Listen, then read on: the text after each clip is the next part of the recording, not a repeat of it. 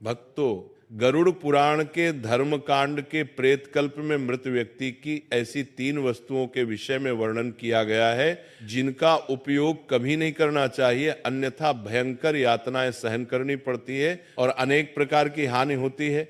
इसलिए प्रत्येक बुद्धिमान व्यक्ति को इन वस्तुओं के विषय में अवश्य जान लेना चाहिए। श्री कृष्ण ने गरुड़ जी को अत्यंत ज्ञानवर्धक जानकारी दी है। इसे सुनने से आपके भी ज्ञान में वृद्धि होगी। इसलिए आप इस प्रवचन को पूरा अवश्य सुने, क्योंकि आधा अधूरा ज्ञान घातक होता है। दोस्तों, एक बार गरुड़ जी जो भगवान विष्णु के वाहन हैं, वे अपने मन में शंका लेकर भगवान श्री कृष्ण के पास द्वारका में आते हैं। अपने प्रिय वाहन गरुड़ को देखकर भगवान श्री कृष्ण प्रसन्न होकर उनका स्वागत करते हैं और कहते हैं, हे गरुड़, द्वारका में तुम्हारा स्वागत है। तुम्हारे आने से मुझे बड़ी प्रसन्नता हुई है। निस्संदेह तुम्हारे आने का कोई विशेष कारण होगा। बताओ किस प्रयोजन से तुम यहाँ पधारे हो। गरुड़ जी भगवान को प्रणाम करते हुए कहते हैं, हे प्रभु, आप तो सर्वज्ञ हैं। इस पूरे संसार में कुछ भी आपसे छिपा नहीं है। मैं आपके पास एक शंका लेकर आया हूं जिसका समाधान केवल आप ही कर सकते हैं। भगवान श्री कृष्ण हंसते हुए कहते हैं, हे पक्षीराज, तुम्हारी जो भी शंका हो निसंकोच होकर पूछ लो।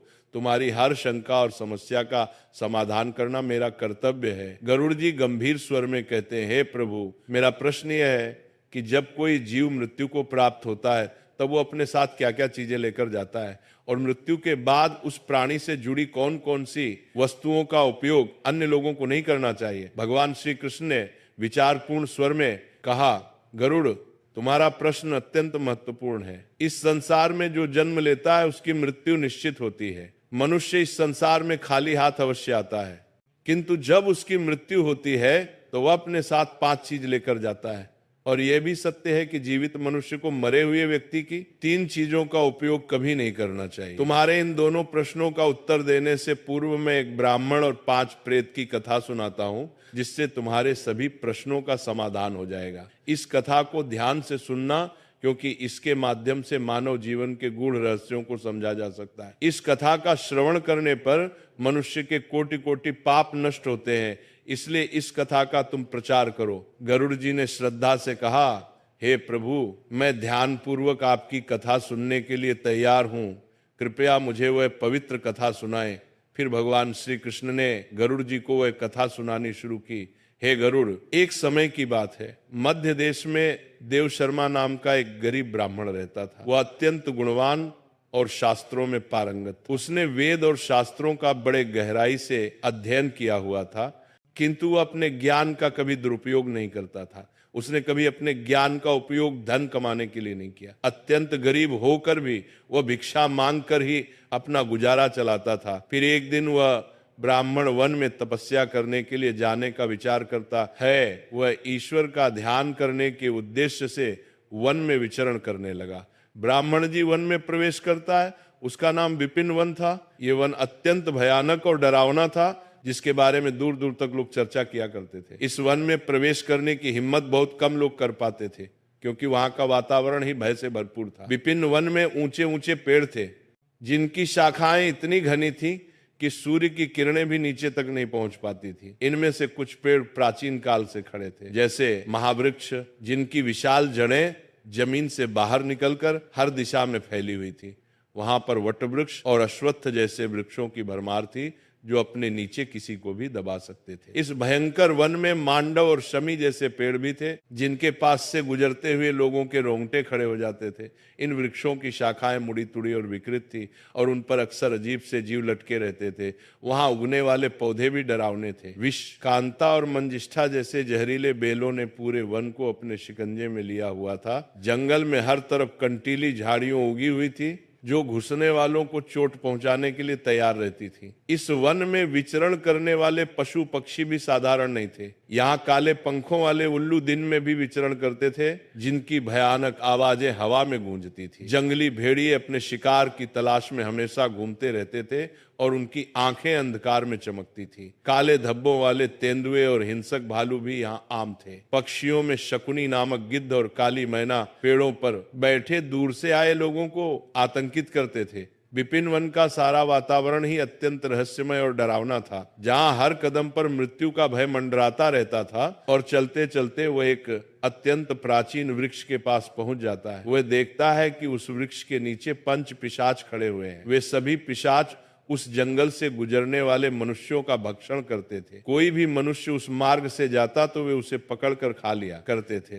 पिशाच होने के कारण उनके अंदर धर्म का कोई अंश नहीं था। वे अत्यंत पापी और दुराचारी थे। वे किसी पर भी कभी दया नहीं करते थे। जब वो ब्राह्मण उस वृक्ष के पास आता है तो वो पिशाच एक दूसरे से कहने लगते हैं, अरे वाह, देखो भाई, हमारे लिए आज ताजा ताजा भोजन आ रहा है। सबसे पहले मैं ही उस ब्राह्मण को खाऊंगा। इसका मांस तो कितना स्वादिष्ट होगा। यह ब्राह्मण केवल सात्विक भोजन ग्रहण करता होगा, इसलिए इसके शरीर में किसी भी प्रकार के रोग नहीं होंगे, कोई कीड़े और कृमि भी नहीं होंगे। इसका मांस खाने में बड़ा आनंद आएगा। दूसरा पिशाच कहता है, इस ब्राह्मण का भक्षण तो मैं ही करूंगा।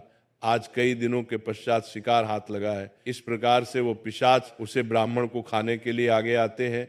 लेकिन जब ब्राह्मण उनको पिशाचों को देखता है तो वो बिल्कुल भी भयभीत नहीं होता है। वो ब्राह्मण भगवान विष्णु का परम भक्त था और वह हर समय श्री हरि का नाम जपता रहता था, इसलिए उसे किसी से भी कोई भय नहीं लगता था। उन पिशाचों को देखकर भी ब्राह्मण भयभीत नहीं हुआ और उन पिशाचों की ओर देखते हुए उन्हें प्रणाम करने लगता है और कहता है, हे पिशाचों, तुम्हें नमस्कार है।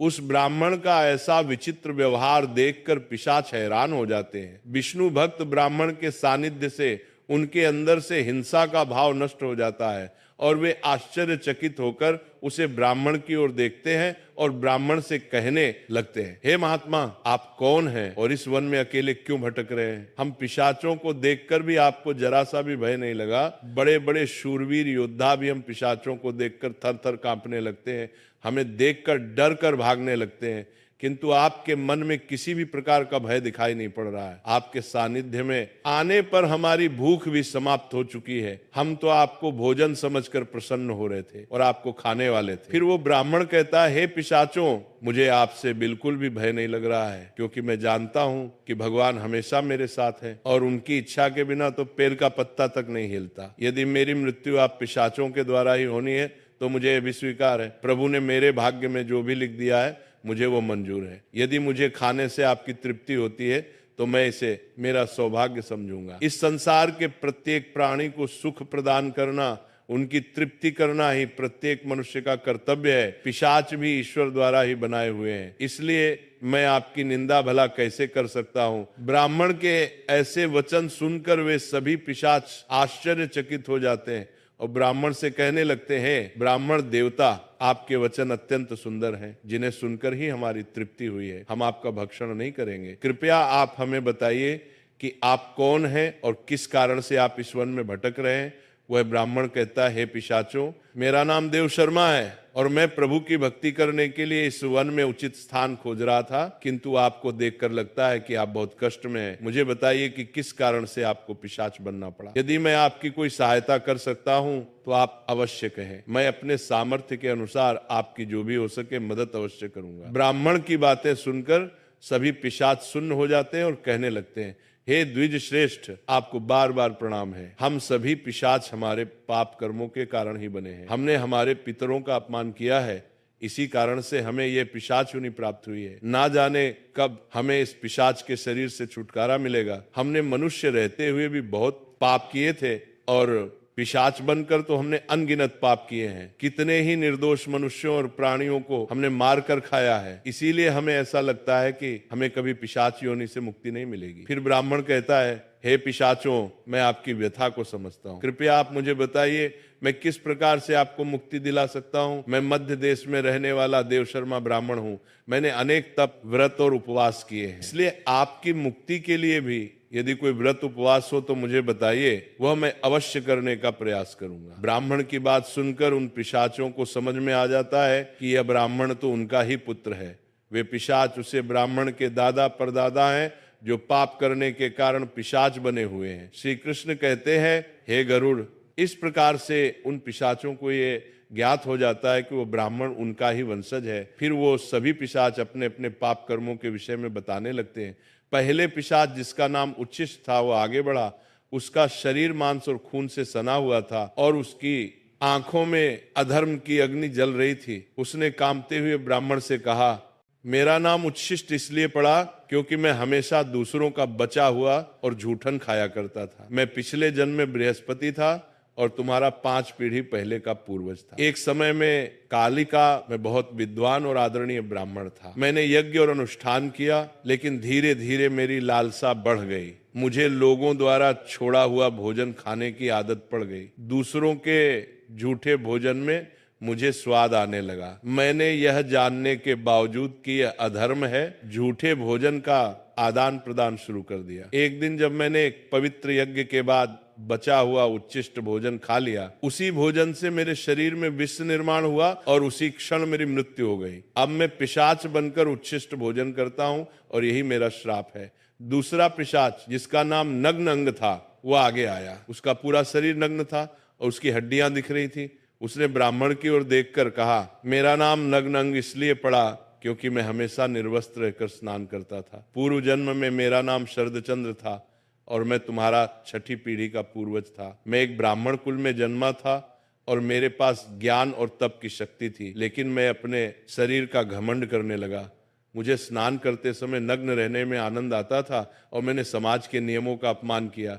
मैं इसे स्वाभाविक मानता था, परंतु यह अधर्म था। एक दिन जब मैं नगर के तालाब में नग्न होकर स्नान कर रहा था, तभी जल देवता ने मुझे श्राप दिया कि मैं अपने घमंड के कारण पिशाच योनि को प्राप्त करूंगा। मेरी मृत्यु भी उसी तालाब में डूबने से हुई। अब मैं पिशाच हूं और मेरा शरीर हमेशा नग्न रहेगा, जैसे मैंने अपने ब्राह्मण धर्म का अपमान किया था। तीसरा पिशाच, जिसका नाम शव वस्त्र था, उसके शरीर पर मृत लोगों के फटे हुए कपड़े लिपटे हुए थे। उसकी आवाज में दर्द था। उसने कहा, मैं इस योनि में इसलिए हूं क्योंकि मैंने हमेशा मृत व्यक्तियों के कपड़े चुराए। पिछले जन्म में मेरा नाम अच्युतानंद था। मैं तुम्हारे पूर्वजों में से था और एक आदरणीय ब्राह्मण कुल से संबंध रखता था, लेकिन मेरे मन में लोभ बढ़ गया था। मैं श्मशान भूमि पर जाकर मृतकों के वस्त्र चुराता और उन्हें बेचता था। मरे हुए लोगों के वस्त्र पहनकर मुझे सुख की अनुभूति होती थी। मेरे इस अधर्म को देखकर देवताओं ने मुझे श्राप दिया कि मेरी मृत्यु श्मशान में होगी और मैं पिशाच बनकर हमेशा शवों के वस्त्र पहनूंगा। मेरी मृत्यु श्मशान में ही हुई, जहां एक भयंकर पिशाच ने मुझे मार दिया। अब मुझे मृतकों के वस्त्र पहनने का श्राप मिला है। चौथा पिशाच, जिसका नाम अशोक था, उसकी उपस्थिति इतनी गंदी और बदबूदार थी कि ब्राह्मण को सांस लेना कठिन हो गया। अशोक ने कहा, मेरा नाम अशोक इसलिए पड़ा क्योंकि मैंने हमेशा अपवित्र और गंदी चीजों में खुद को लिप्त रखा। मैं पिछले जन्म में धर्मराज था और तुम्हारा पूर्वज था। मेरे जीवन में शुद्धता का कोई स्थान नहीं था। ब्राह्मण होते हुए भी मैंने अपवित्रता में जीवन बिताया। मैंने कभी अपने तन और मन की शुद्धता का ध्यान नहीं रखा। गंदे वस्त्र पहनने और अपवित्र स्थान पर रहा। मैं स्नान नहीं करता था और यह सब जानकर भी मैंने धर्म के नियमों का पालन नहीं किया। मेरे इस पाप के कारण देवताओं ने मुझे श्राप दिया कि मैं अशुद्धता में लिप्त रहकर ही इस पिशाच योनि में भटकूं। मेरी मृत्यु एक गंदे तालाब में डूबकर हुई। अब मैं इस पिशाच योनि में हूं, जहां मैं हमेशा अपवित्रता से घिरा रहता हूं। अंत में 5वां पिशाच द्रव्यहरि था। उसका मुख रक्त से लथपथ था और उसके हाथों में मांस के टुकड़े थे। उसने भयावह हंसी के साथ ब्राह्मण से कहा, मैं द्रव्यहरि हूं क्योंकि मैं मांस और रक्त का लोभी था। पूर्व जन्म में मेरा नाम सोमदेव था और मैं तुम्हारा पूर्वज था। मैंने ब्राह्मण होते हुए भी हिंसा और क्रूरता का जीवन अपनाया। मुझे मांसाहार और हत्या में आनंद आता था। मैंने कई निर्दोष प्राणियों का खून बहाया और उनका मांस खाया। मैंने अपने परिवार और समाज की मर्यादाओं का उल्लंघन किया। मेरे इस अधर्म के कारण मेरी मृत्यु एक मांसाहारी भोज के दौरान हुई। जब मैंने एक गाय का मांस खाया, देवताओं ने मुझे श्राप दिया कि मैं इस पिशाच योनि में आकर रक्त और मांस का लोभी बनूंगा। अब मैं हमेशा द्रव्यहरि बना हुआ हूं। इस प्रकार से वे पिशाच कहते, हे वत्स, हम हमेशा ही उचित वस्त्र पहनते थे। गंदे मैले वस्त्र पहनकर ही भोजन, पूजा पाठ आदि कार्य किया करते थे। हमने हमेशा ही उच्चिष्ट भोजन ही ग्रहण किया है। इसी कारण से हमारी यह दुर्गति हुई है। हम निर्वस्त्र होकर स्नान करते थे, जिस कारण से हमारे पितृगण हमसे रुष्ट हो गए। हमने कभी पितरों के लिए भोजन अर्पित नहीं किया। इसी कारण से हमें मृत्यु के पश्चात प्रेत बनना पड़ा। फिर वे पिशाच कहते हैं, हे वत्स, हम तुम्हारे ही वंश से हो, हम तुम्हारे पूर्वज हैं। ये ईश्वर की ही कृपा है कि उन्होंने तुम्हें हमारे पास भेजा है। अब हमें यकीन हो गया है कि तुम हमें मुक्ति अवश्य दिलाओगे। हे वत्स, तुम अभी जाओ और हमारी मुक्ति के लिए उपाय करो। अपने पूर्वजों की ऐसी दशा देखकर वह ब्राह्मण अत्यंत दुखी हो जाता है और सोचने लगता है कि प्रत्येक मनुष्य का यह निहित कर्म है कि वह अपने पूर्वजों को मुक्ति दिलाने के लिए कार्य करे। वह ब्राह्मण उन पिशाचों को वचन देता है और कहता है, हे पितामह, मैं आपकी मुक्ति के लिए अवश्य उपाय करूंगा। फिर वह ब्राह्मण मुनि अगस्त्य के पास जाता है और उन्हें पितरों की मुक्ति के लिए उपाय पूछता है। मुनि अगस्त्य उसे ब्राह्मण को पितरों की मुक्ति के लिए किए जाने वाले तर्पण, श्राद्ध, पिंडदान, दान, धर्म आदि क्रियाओं के बारे में बताते हैं।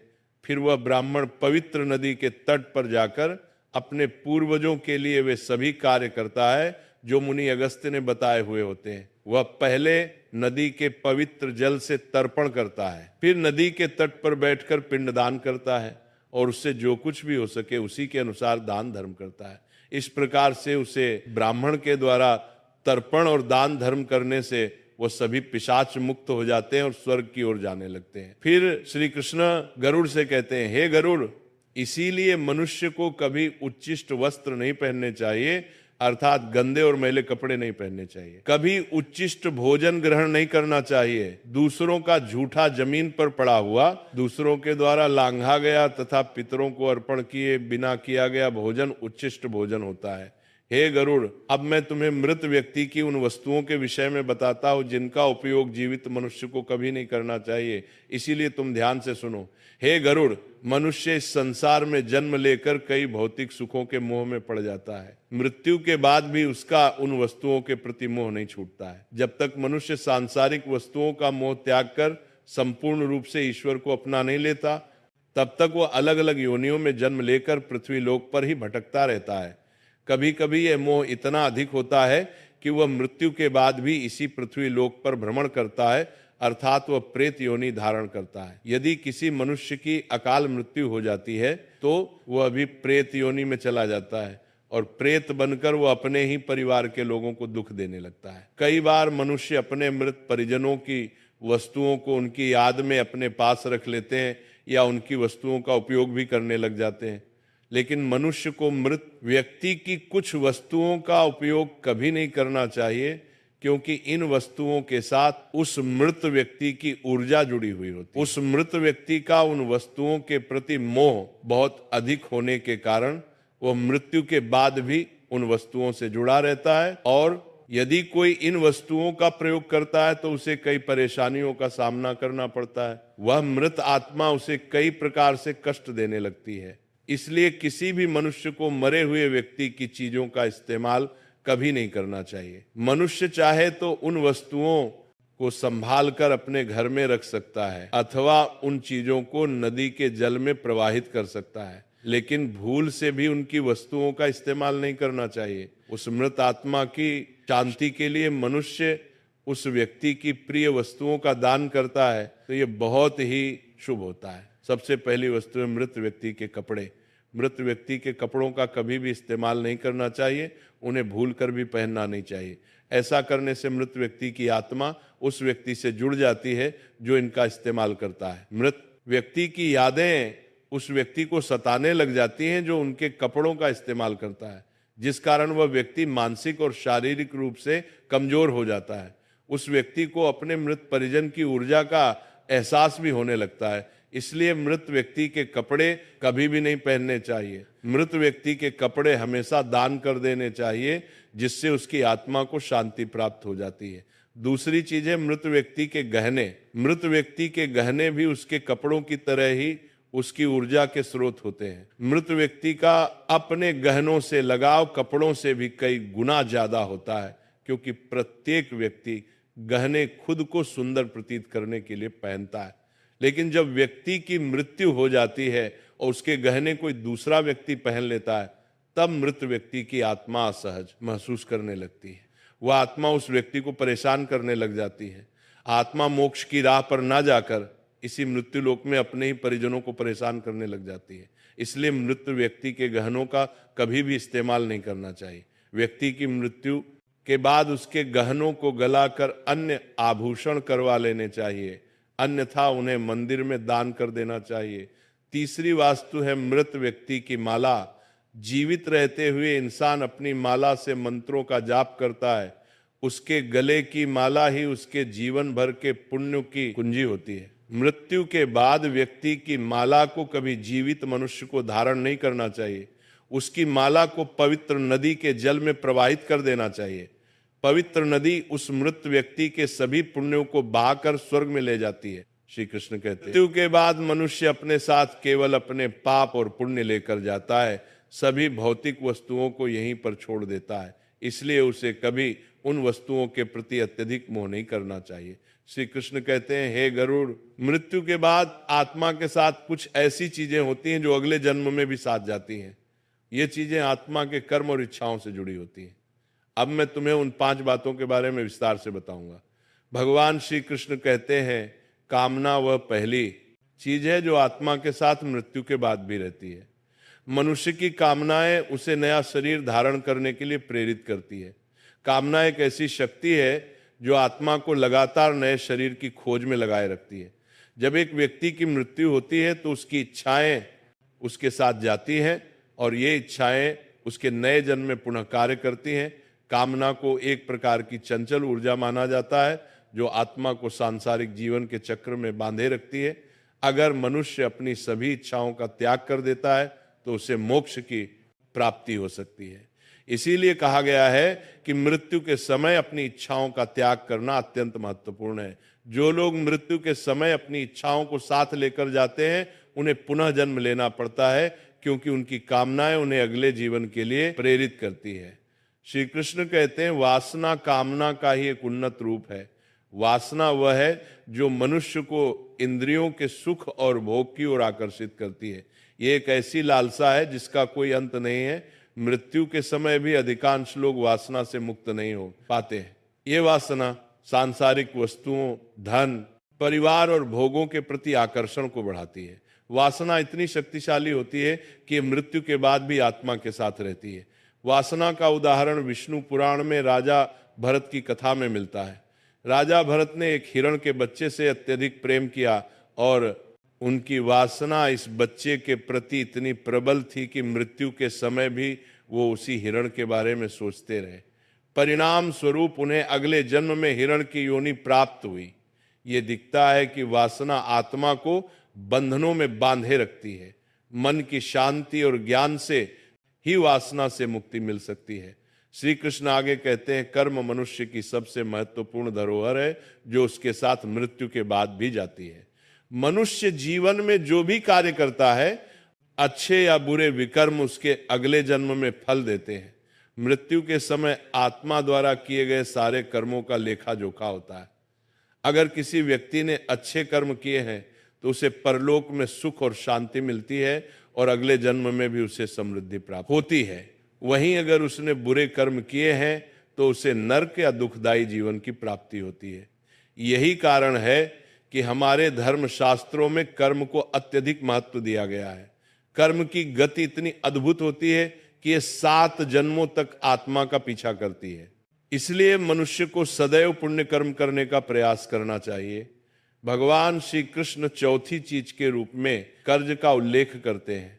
वे कहते हैं, कर्ज एक ऐसी वस्तु है जो मृत्यु के बाद भी आत्मा का पीछा करती है। यदि कोई व्यक्ति जीवन में किसी से ऋण लेता है और उसे चुकाए बिना मर जाता है तो वह कर्ज अगले जन्म में भी उसके साथ रहता है। कर्ज आत्मा पर एक प्रकार का बंधन बनाता है और जब तक ये चुकाया नहीं जाता आत्मा इससे मुक्त नहीं हो सकती। मृत्यु के बाद उसे आत्मा को परलोक में कर्ज चुकाने के लिए भी दंड दिया जा सकता है। पुनर्जन्म में कर्ज के कारण व्यक्ति को शारीरिक या मानसिक कष्ट झेलना पड़ सकता है। इसीलिए धर्मशास्त्रों में कहा गया है कि जीवन में लिए गए सभी कर्मों को चुकाकर ही मृत्यु की ओर बढ़ाना चाहिए ताकि आत्मा अगले जन्म में इस बोझ से मुक्त हो सके। अंत में भगवान श्री कृष्ण गरुड़ जी को भक्ति का महत्व बताते हैं। वे कहते हैं, भक्ति वह पवित्र मार्ग है जो आत्मा को ईश्वर से जोड़ता है। जो व्यक्ति सच्चे मन से भगवान की आराधना करता है उसकी आत्मा मृत्यु के बाद भी उसे भक्ति का फल प्राप्त करती है। भक्ति ही वह शक्ति है जो आत्मा को जन्म मरण के चक्र से मुक्त कर सकती है और उसे मोक्ष की प्राप्ति दिला सकती है। भक्ति से भरा हृदय मृत्यु के बाद भी ईश्वर के समीप रहता है। यही कारण है कि भक्ति को जीवन का सबसे पवित्र साधन माना गया है। इस प्रकार भगवान श्री कृष्ण ने गरुड़ जी को बताया कि आत्मा के साथ मृत्यु के बाद कामना, वासना, कर्म, कर्ज, पुण्य और भक्ति रहती है। ये चीजें आत्मा को जीवन के चक्र में बांधे रखती हैं या मोक्ष की ओर ले जाती हैं।